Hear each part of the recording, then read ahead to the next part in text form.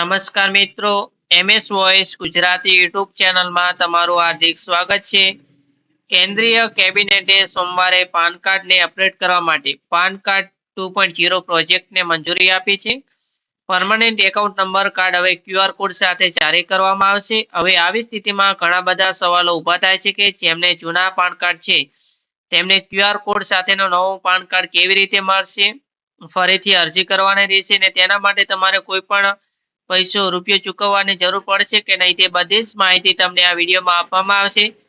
તેના માટે વિડીયોના અંત સુધી બન્યા રહેજો અને ચેનલમાં નવા છો તો ચેનલને પણ સબસ્ક્રાઇબ કરી લેજો. અને નવું પાન કાર્ડ કાઢવામાં આવશે તો તમને નવું પાન કાર્ડ મળશે. હાલના પાન કાર્ડમાં જે પણ તમારે માહિતી છે તે બદલવાની જરૂર નથી અથવા તો તમારે નવી અરજી પણ કરવાની જરૂર રહેશે નહીં. તમારું હાલનું પાન કાર્ડ આપોઆપ ઓનલાઈન અપગ્રેડ થઈ જશે.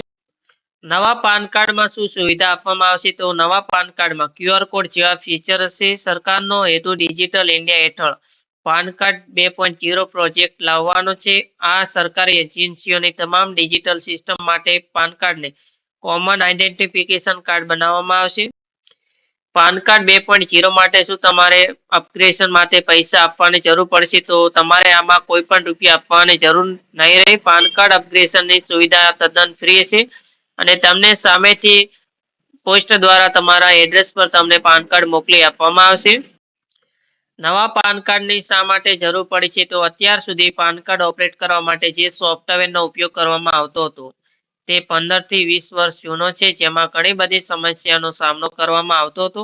નવી સિસ્ટમ હેઠળ પાન કાર્ડ સંબંધિત તમામ વ્યવસ્થાઓ ડિજિટલ રીતે તૈયાર કરવામાં આવશે, જેથી ફરિયાદોનો સમયસર નિકાલ કરી શકાશે તથા બેન્કિંગ અને નાણાકીય સેવાઓ માટે એક મજબૂત અને સરળ ઇન્ટરફેસ બની જશે. હવે પાન કાર્ડને આધાર કાર્ડ સાથે લિંક કરવાની સાથે અન્ય નાણાકીય ડેટા પણ એકત્રિત કરવામાં આવશે.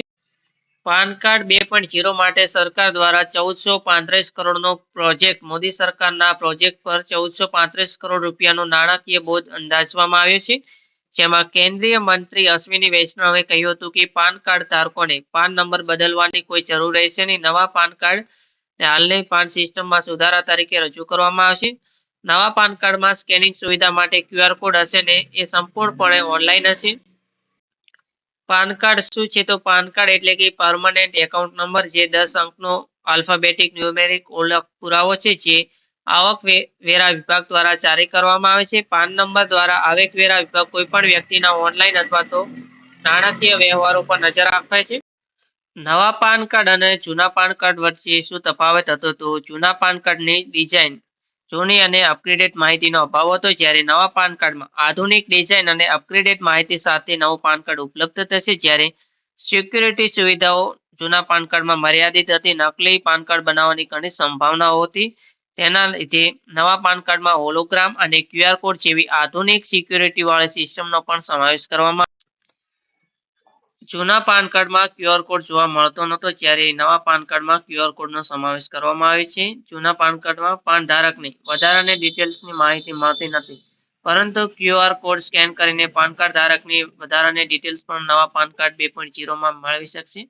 જૂનું પાન કાર્ડ ફિઝિકલ ફોર્મેટમાં જ આવતું હતું. હવેથી નવું પાન કાર્ડ ફિઝિકલ અને ડિજિટલ પાન બંને ફોર્મેટમાં તમને મળી શકશે. ઈમેલ દ્વારા પણ તમને પાન કાર્ડ મળી જશે.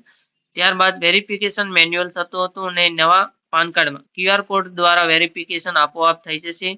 જો આપેલ માહિતી સારી લાગી હોય તો વિડીયોને લાઈક કરી દેજો અને આવી વધુ માહિતી માટે અમારી ચેનલ એમએસ વોઇસ ગુજરાતીને સબસ્ક્રાઇબ કરી લેજો અને ચેનલને બેલ આઇકોન ઓન કરી દેજો, જેથી આવનારા વિડીયો તમારા સુધી સરળતાથી પહોંચી શકે. આભાર.